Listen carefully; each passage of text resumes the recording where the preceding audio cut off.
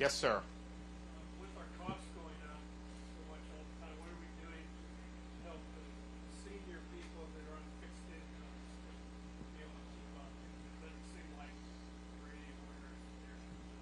Yeah, I think that when you're if you're a senior citizen on a fixed income, particularly if you only have Social Security, the cost of living adjustment you get does not cover the actual increases in prices. You know, they'll say, "Oh, inflation was quote only 3% increase," but that's on top of all the increases that have happening. But the inflation rate isn't even close to showing the cost of groceries and some of these other things. So it's really tough. Look, what we have to do is we have to get the inflation down. It's not rocket science. When you borrow, print, and spend this much money, you're going to get inflation. When you're fiscally responsible and have a chairman of the Federal Reserve that's not going to be a micromanager and understands, make sure we have stable currency, you'll get it. You'll get the interest rates down. We'll be able to do all that.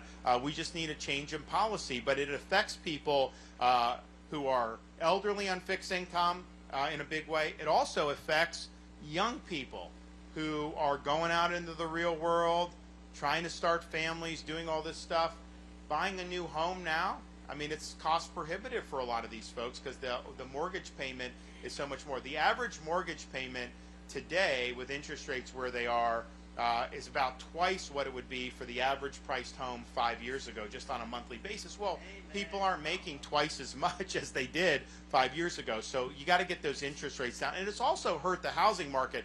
I mean, we're not building enough housing, so that's why home prices continue to go up. But part of it is people are locked into their current homes who got them at lower interest rates. So if you sell your house, buy a new house with a higher interest rate, you're going to be paying a lot more, and people obviously don't want to do that. So it makes sense why you're doing that. So getting the market loosened a little bit more to where the housing's turning over in an appropriate way, you'll see that when you reduce interest rates.